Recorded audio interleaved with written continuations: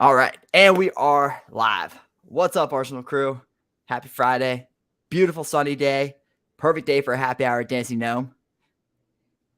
Kenny 5 Pickett's a p.m. Steeler. Anything's Kenny, anything's a perfect day. Kenny Pickett's a Steeler, right? What a day. That was Yep. wild last night. That was like I was blown away. I started cracking up. Yeah. No, I'm pumped. So guys, just for anybody watching who's aware, 5:30 class is canceled tonight. So that everybody can just meet at the brewery and hang out and not have to worry about getting there late. So there's no 5:30 class, but there is a 4:30 class, and then I'll be coaching that. If you want to roll over to Dancing Gnome with me afterward, you can hop in the car with me, Allie, and Nettie. We'll go on over. All right. We're going to talk about Murph today because it is coming up. It's about a month away. So if you didn't see in the announcement email today, we are going to do Murph on Monday, May 30th, which is Memorial Day. We're going to do one big heat at 9 a.m. So we just kind of wanted to talk about Murph, how great of an experience it is. But I think it's also one of those workouts that can really intimidate a lot of people just at face value. And just kind of talk about like why it shouldn't and how we can obviously modify it, but also finding a partner to complete that with. Yeah. Murph is one of those workouts that it's one of my favorite workouts of the year, if not my favorite. But on paper, you look at it and it can be extremely intimidating. You look at it, it's 1 mile run, 100 pull-ups, 200 push-ups, 300 air squats, 1 mile run. And you start to think to yourself, like, I can't do 100 pull-ups. I can't do 10 push-ups, let alone 200. And I can't like, run a mile. yeah, running a mile is hard. So, first off, this workout's for a greater good, right? It's in honor Yeah. of Lieutenant Michael Murphy, who, died serving our country. This was his favorite workout. He always called it body armor, and, CrossFit decided to, name it Murph after him. So, again, thinking about that, this workout, anytime we see hero workouts, it's always, for the greater good. But this one's the most famous, this one's the most popular, this one's one that gets people, CrossFitters, functional fitness members, non-functional fitness CrossFitters, everyone, if you talk to somebody, they've heard of this workout, they've done this workout in some capacity. So I think just treating this as like a true celebration to start, like going in with that mindset of like, this is a time to celebrate, work out around a supportive community, and then we'll deal with figuring out what we're going to do when you come in. Yeah, I think if we're like if we really think about this workout and like why it's there and why it's so meaningful to so many, like it is in honor of all of our veterans, right? And especially the ones who aren't with us anymore. And I think like the biggest mentality behind Murph should be that like there's people who gave a lot for this country that like they can't do it. Like the sun is more than likely going to be shining on that Monday, and you're gonna have the opportunity to be surrounded by friends in a great community, and like you get to work out, right? Yeah. So like regardless of looking at the workout and saying like, man, I think it's difficult, it's like you're here and you can do it, and there's people who can't, and like this is a great way. This is our way of honoring that. Yeah, 100%. So with it, starting off with that, again, think about this just like any other workout, right? Where we have our RX workout, which is And there's a just few ways you can RX this workout too, right. right? You can make this workout incredibly difficult. Yeah. Yeah. So, there's RX or scaled. There's different ways to RX. There's different ways to scale. There's partner. So where do you want to start? Where do you want to dive into breaking down this workout and some of the options we have? I mean, we'll go into like some of the scaling and the partner things. Like I think at the end of the day, like everybody who has been with us for even one class or one on ramp session, like we're gonna make the workout where you need it to be, right? So whether that's doing with a partner, modifying anything, whether it's the distance of the run, pull ups, like we'll go over all those modifications, right? But I think it's fun to talk about like all the variations of how you can do Murph and like how you can break it down. Yeah, for sure. And that's one of my favorite things. And I think it's funny because, as we mentioned, this can be an intimidating workout, but, I always laugh. I always forget until we roll around to Murph.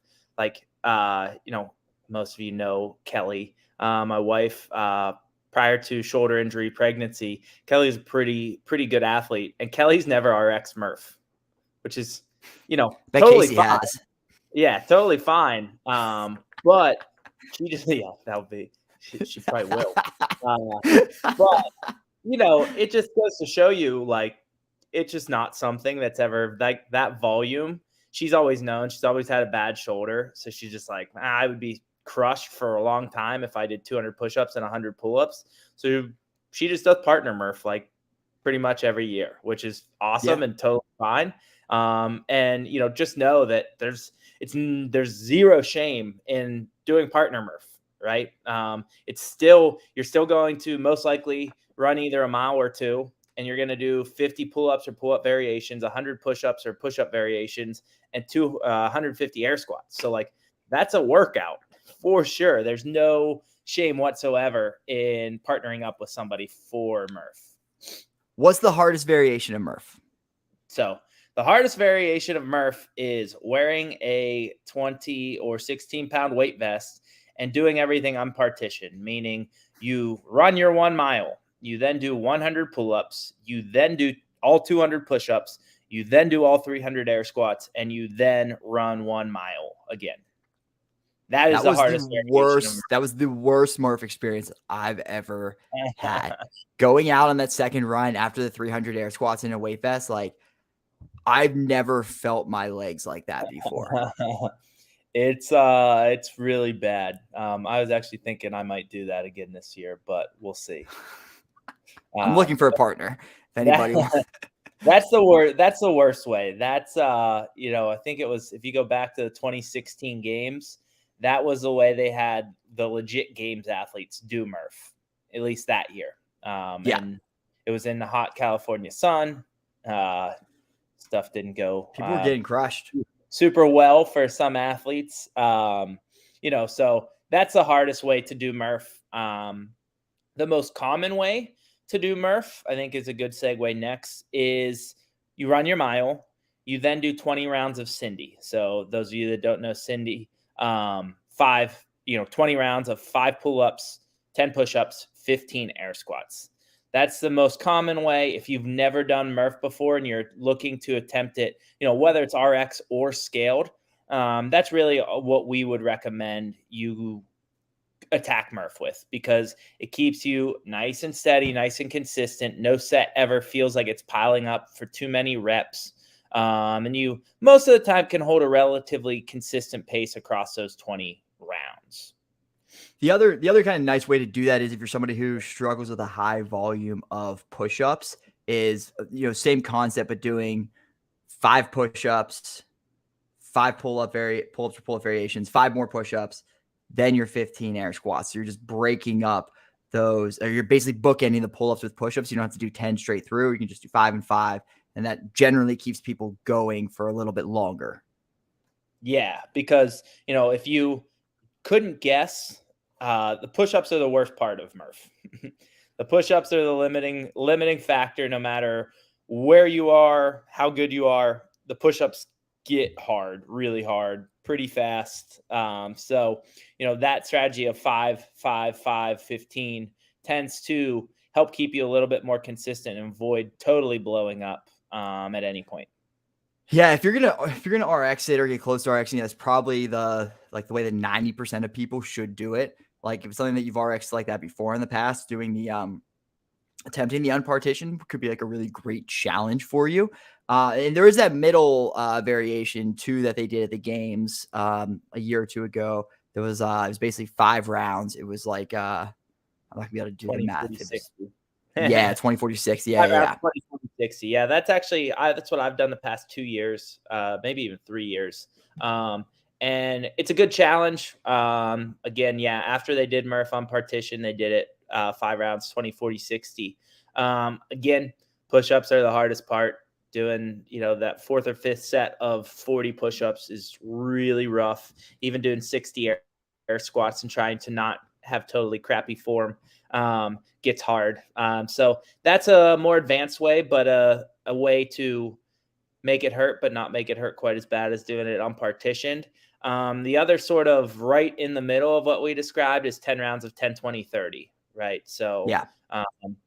if you don't like transitioning a ton, that 10 rounds of 10, 20, 30 might be a little bit better. You could even do 10, 10, 10, 30, similar strategy that we talked about there. Really, those are all good strategies. There's no one that's right or wrong. And you can do them all with a partner too. Like honestly, like doing Murph like unpartitioned with a partner, like that's a fun challenge. Yeah, that would be really hard still. Yeah, it would still be difficult for sure. Yeah, especially like those. Like I said, I keep circling back to push-ups, but if you did unpartitioned Murph with a partner, you would both be dying on your 200 push-ups for sure. Definitely. If anybody wants to do unpartitioned partner Murph with me this year, I'm in. I'm not wearing a weight vest, but I will There do we go. unpartitioned Murph with anybody who wants to do it with me. Up the ante. Strict pull-ups for Brooks too. Well, I mean, that's a given. I have to do that. Like Yeah. it's my shoulder when I kip, it just goes out. I won't be able to do it. I'll be in waist for 2 months. Yeah. Yeah. So, I mean, I think those are the main strategies. Again, jumping into like scaling options, right? Pull-ups are unlimited essentially, right? Banded pull-ups, really good substitution. If you're close to having those pull-ups, but you can't quite get that volume. Again, we talked about making things individualized. You want to make Murph more cardio based, jumping pull-ups. Your heart rate is going to stay elevated the entire workout. It's going to be really challenging. Some things in the middle, ring rows, or maybe something like a kneeling barbell pull-ups are going to be really good, like strength focused variations for that pull-up. That's just 4 options. If hanging or jumping isn't in the car over rows. Back in 2020, we got to get after Murph in a couple parks, and I think nearly everybody did bent over rows for Murph. So back in the days when we weren't allowed in the gym, so bent over rows, great option as well for the pull-ups. Yeah. Yeah, like I said, it's a day too where it's like obviously people have like family and friends in town. So if you have people who like want to work out and you want to bring them to the gym and do Murph, like feel free. And again, we can break that up any way that you want. Even when it comes to the runs, like just whoever partners with me, we're gonna do the miles together. But you can break it up. You can do, you can each do 2 400s. You can each do 1 800 if you wanted to do that. I mean, there really are 1,000 different ways to skin a cat on this workout. It's just about what works best for you on that day. Yeah, 100%. And again, I think one of the things that I really enjoy about Murph as well, and some of you, this might help you get through some of the tough part of that workout, is just thinking about, again, that bigger picture and think about the sacrifices that others have made so that we can head into a nice gym on Memorial Day with friends and family and get after it. I know, especially on that last run or your last couple rounds through, keeping that in the back of your head, it's always, a really nice way to, just couple more, you're almost there. You can relax and enjoy the day afterwards, but like get through this, suffer a little bit more, and, think about everything else that went into allowing you to do this. So, yep. And we got Evan came in, he installed those outlets today. So we're going to have the fans going. Then it's going to be the nicest Murph we've ever had. Yeah, for sure. Definitely. For sure. All right. What do we got for programming next week? So next week, fun week ahead. We are going to start a little clean complex. So we'll kick that off on Monday. We saw this with snatches, but we're going to do some clean pulls into a clean. Pretty excited about that strength cycle. Going to carry on with our deadlift clusters, split jerks, and box squats. So those are things that we've been doing or we did this past week. Can we talk about the box squats really quickly? Yeah, let's do it. What's the difference between a box squat and squatting to a target that might be a box? Yeah, good question. So, with the box squat, we want to have a seat on the box, right?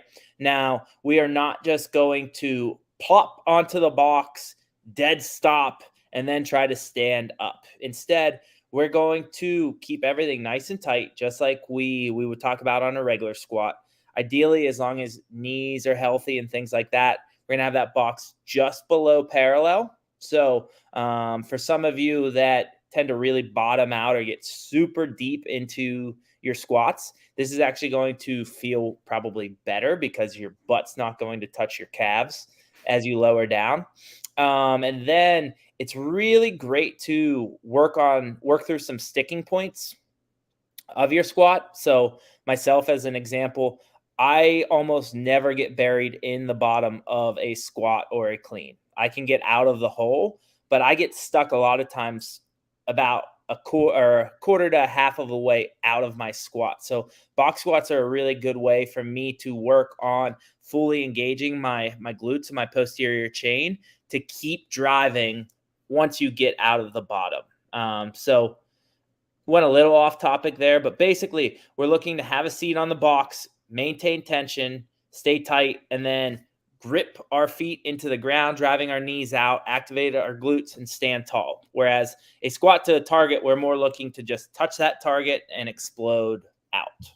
Yeah, and one of the things we're trying to accomplish with the box squat is we want it to be more posterior chain dominant, meaning that we want to engage your glutes and your hamstrings more than we do our quads, which we see in like the normal squats that we do. And with that, a lot of it comes down to like the angle of your shins when you're squatting, right? Or like where your knees are traveling. So if you look at like a powerlifter who's really doing like beautiful box squats, like you'll see that their shit, like their knees don't travel all that much, like all that forward. Their shins, for the most part, stay pretty vertical, right? There's no like real angle to them or forward tilt. So it's a good check for yourself to see, like, all right, if I go down the bottom of this like of this squat, right? Are my heels a little bit too close? Like, are my knees starting to travel out over my toes, or do I need to scoot my feet forward a little bit so I can get that engagement in my glutes and my hamstrings more so than my quads? Yeah, nailed it on the head. The last thing that, box squats, this really translates to all of our squats. But if you're somebody who's not really good at taking that big belly breath and bracing through your midline, box squats become really challenging because that chest caves forward as you're trying to come off of that box. So it's really good to teach that big belly breath, bracing, locking things in, and then keeping that chest nice and tall as you come out of the bottom of a squat as well. Yep, absolutely. Anything else you want to cover for next week? As far as workouts, a workout that this will be the third time I believe that we've done it. Whole lot of Tabata. It's really tough. So there's Tabatas, 8 rounds, 20 seconds on, 10 seconds off. We'll do 3 total Tabata sequences on the bike, 2 with the sit-ups. And it's just a sneaky workout. It's something that, again, first like 3 or 4 rounds of sit-ups, you feel great. And then all of a sudden, like someone's just punching you in the stomach as you're trying to sit up. Same thing on that bike. At first round, you're like 85 RPMs. This is great. And then like you just can't catch your breath and recover. So that's a familiar one that you guys will have seen. And then, I didn't even know the bikes went up to 85 RPMs.